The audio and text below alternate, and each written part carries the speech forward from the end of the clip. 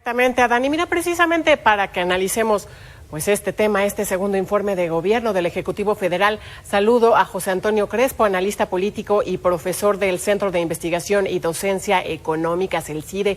Bienvenido a Mega Noticias, muy buenas tardes. ¿Qué tal? Buenas tardes. Buenas tardes, José Antonio. Tus impresiones de este mensaje, pues en un entorno completamente distinto a lo que se esperaba. ¿Qué te parece cómo se desarrolló este mensaje del presidente?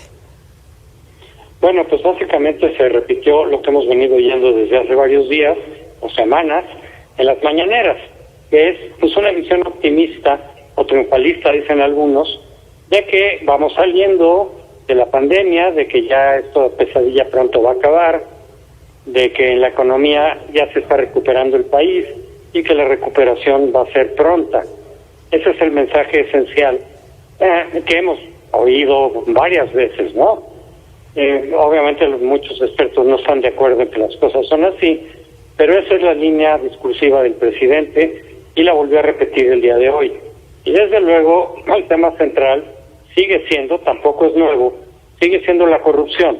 La corrupción que, me imagino, el presidente trata de ubicar como el tema central de la elección, de lo que desde ahora hasta la elección será la corrupción del pasado, los corruptos del PRI y del PAN, el combate a la corrupción y la impunidad que está encabezando Morena, que Morena no incurre en eso, en este discurso, que se acabó la corrupción, por lo menos la fomentada y auspiciada desde arriba.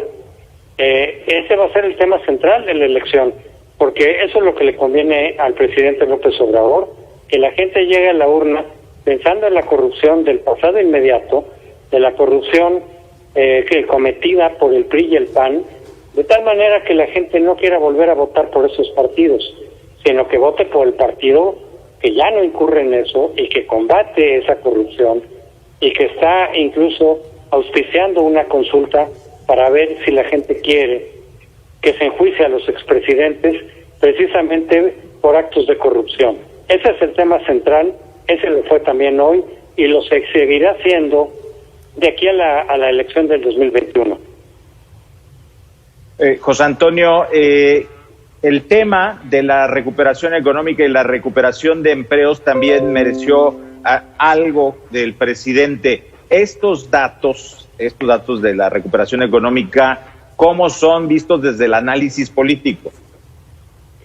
Bueno, ojalá la recuperación viniera en los términos en los que plantea el presidente, que fuera pronta, que fuera un rebote de V, pero los expertos económicos, la mayoría de ellos dicen que no, que va a tardar bastante, que el hecho de que haya elegido una estrategia contracíclica muy distinta a la que recomiendan los propios expertos y a la que han aplicado otros países, y que él presume como el modelo mexicano, pues que más bien va a provocar que se tarde la recuperación.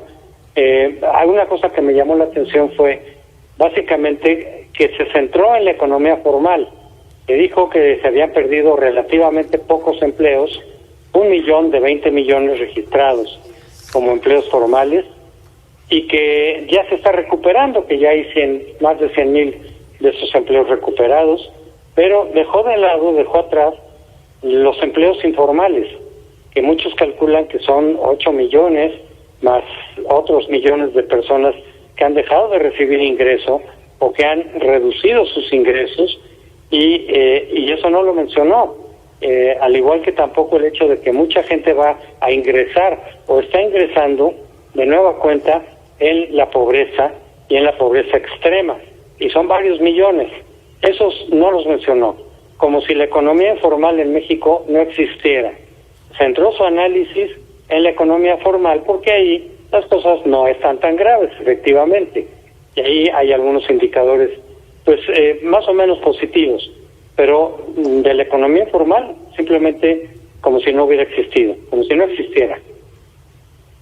A mí dentro de lo que me llamó la atención dentro de esta ceremonia de 70 invitados en Palacio Nacional es que dentro de este grupo se encontraran pues representantes de los empresarios, dentro de ellos pues Carlos Salazar Lomelín, con quienes hay que recordar que dentro de los meses anteriores no hubo una buena relación, y por otra parte también mencionaba el presidente pues hacía referencia a los gobernadores con quienes dijo tener un trato respetuoso. Hay que recordar este grupo de 10 gobernadores que integran la Alianza Federalista. Dentro de estos dos aspectos son como reconciliaciones, varias reconciliaciones ya de cara a la elección del próximo año.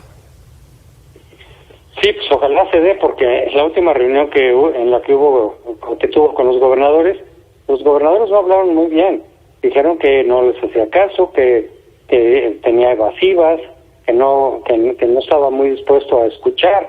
Lo mismo han dicho los líderes empresariales, salvo los empresarios que forman parte de su alianza, que son los empresarios populares, algunos de los medios de comunicación, etcétera. Los demás dicen que no los hace caso, que no los oye, que le han presentado propuestas para enfrentar juntos esta crisis y ninguna de ellas la ha tomado en cuenta. Entonces, él puede decir que hay una buena relación, pero justamente los interlocutores dicen que no hay esa buena relación, que no los escucha, que no les pone atención ni siquiera en las propuestas que ellos hacen. Entonces, otra vez, dos realidades, dos discursos muy distintos. José Antonio, ¿vale la pena detenerse en la ausencia del presidente de la Suprema Corte de Justicia y del fiscal? ¿Es anécdota o es para análisis? Bueno, sí, efectivamente, normalmente los titulares de esas dependencias y de esas instituciones acuden al mensaje presidencial. Ahora no lo hicieron, no sé cuál sea la razón, ni siquiera si se hayan puesto de acuerdo o no, pero el presidente respondió, bueno, pues con molestia, con enojo, diciendo que era un acto de arrogancia. Primero dijo que era una demostración de la autonomía que han cobrado, pero después les dijo que era arrogancia. Bueno, esa autonomía se ha ido cobrando poco a poco a lo largo de varios años, no es de ahora. La Suprema Corte ha ido adquiriendo en los últimos 20, 30 años mayor autonomía respecto del Ejecutivo. Y también la Fiscalía todavía apenas, poco a poco, todavía no queda muy claro que realmente actúe con autonomía. Y de hecho sigue confundiéndose la autonomía de la Fiscalía con el Ejecutivo. Porque, por ejemplo, López Obrador dice, en varias ocasiones ha dicho, que todo lo judicial responde la Fiscalía y que le toca a la Fiscalía y que ellos son los que tienen que hacer las cosas. Y luego dice, yo no soy verdugo, pero voy a obedecer lo que diga el pueblo en relación al juicio a los expresidentes. Bueno, pues él no, en principio no es el que tiene que obedecer. El que tiene que llevar a cabo la investigación es la Fiscalía, se supone. Pero de pronto él borra esa frontera, habla de ella, pero borra esa frontera en muchas de sus declaraciones, de tal manera que no queda clara la autonomía de la Fiscalía respecto del Ejecutivo. De la Suprema Corte sí, porque repito, no es algo nuevo. De la Fiscalía no está claro, porque un día dice el presidente, ojalá empiece a circular los videos que presenta Lozoya y que tiene la Fiscalía, y al día siguiente empieza a circular. Dice el presidente, ojalá que empiece a circular y a conocerse la denuncia que ha hecho Lozoya, y ese mismo día en la tarde empieza a circular. Bueno, pues no queda clara cuál es la frontera entre la Fiscalía y el Ejecutivo. José Antonio, dentro de este panorama, de este escenario tremendo que estamos enfrentando, la peor crisis económica del último siglo y bueno, la pandemia, ¿consideras que le faltó un poco más de humanidad al discurso del presidente, un poco más de humildad? Sí, pero eso es algo que difícilmente vamos a ver. Él siempre tiene justificaciones, siempre tiene pretextos para tapar lo que puede hacer un mal desempeño de su gobierno. Siempre atribuye eso a otras variables que no dependen de él, que pueden ser variables externas, ciertamente muchas de ellas lo son, y luego se va contra los críticos y los descalifica moral e ideológicamente, ya sean los partidos de oposición, ya sean los medios de comunicación, ya sean las organizaciones civiles, los empresarios. Siempre les está atribuyendo a ellos parte de la responsabilidad de lo que está ocurriendo. Difícilmente asume él la responsabilidad, y mucho menos corrige lo que los críticos y expertos han dicho que va mal, es muy difícil que oigamos que él diga, pues ¿saben qué? Sí, ya oí, ya escuché, ya vi que efectivamente algunas decisiones no han sido las adecuadas y vamos a corregir el rumbo. Me reuní con algunos expertos y ya quedamos en que vamos a modificar tal y cual política. Eso a muchos nos gustaría oír, pero no se ha dado, difícilmente se va a dar. Y por supuesto en el informe no vimos nada de eso. José Antonio, ¿tiene algo de bueno que la línea que tiró el presidente a la Cámara de Diputados, a su partido, para que llevaran al PRI a la mesa directiva, pues la mitad casi no le hizo caso en Morena? No sé hasta dónde sea positivo. Es positivo el mensaje en el sentido de decir tenemos que respetar acuerdos, no se vale una rebatinga de paso de diputados de un lado para el otro, solo por un cargo, de que hay un elemento, un criterio ético que debe de prevalecer por encima del criterio pragmático. Ese como mensaje está bien. Sin embargo, hemos visto que el propio Morena ha hecho justo lo que el presidente está condenando. Por ejemplo, se pasaron varios diputados de otros partidos o de su coalición para que Morena tuviera mayoría absoluta en la Cámara. Por sí mismo Morena no obtuvo la mayoría absoluta, tuvo 38% de la votación. Y con el 8% de sobrerepresentación, que como máximo permite la Constitución, alcanzaba 46%, no la mayoría absoluta. Sin embargo, se pasó el límite y se incorporó otros diputados, alcanzando un 14% de sobrerepresentación, con lo cual se está contraviniendo, violando la propia Constitución. Y ahí no le importó, porque eso representaba desde luego para Morena, ¿no?, la mayoría absoluta en lo que eso significa, pero también el poder disponer de estos 3 años de la presidencia de la Junta de Coordinación Política. Eso es lo que le permite tener esa mayoría absoluta. Entonces, en los hechos se hace una cosa distinta a lo que el discurso dice.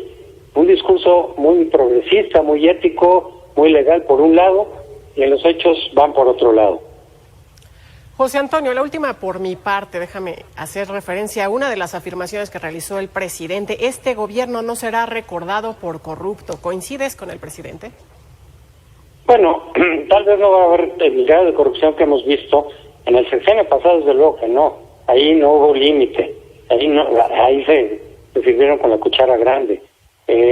También otro tanto, en menor proporción, en gobiernos del PAN. Tal vez eso no lo veamos, esos excesos no.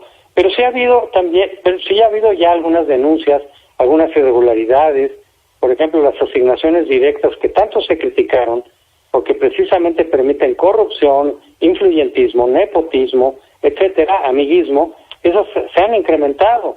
Y cuando se ha habido denuncias de alguna irregularidad de algún aliado, él los cubre. Él dice que no es tapadera de nadie, pero sí lo es, sí lo ha sido. O los castigos son muy menores, o se hacen de la vista gorda y exoneran cosas que podrían en principio ser punibles, que podrían ser castigables. Sin embargo, hay un criterio distinto para tratar a los aliados, que sí incurren en algún tipo de irregularidades, y otro muy diferente cuando se trata de los adversarios. Entonces, habría que ver, por ejemplo, como lo han dicho incluso varios ideólogos obradoristas, qué tratamiento se le va a dar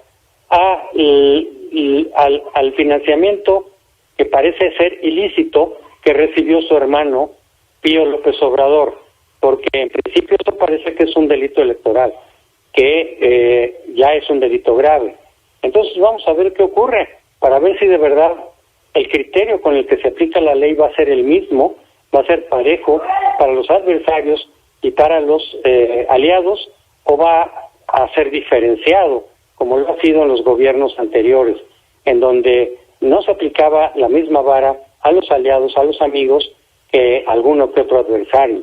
Vamos a ver si de veras se aplica con criterios universales, no facciosos la ley, pero hasta ahorita todo parece indicar que no es así, que sí hay un criterio diferenciado. José Antonio Crespo, profesor del CIDE, además analista político, te agradecemos mucho el enlace con Mega Noticias TVC. Buena tarde. Con mucho gusto, buenas tardes.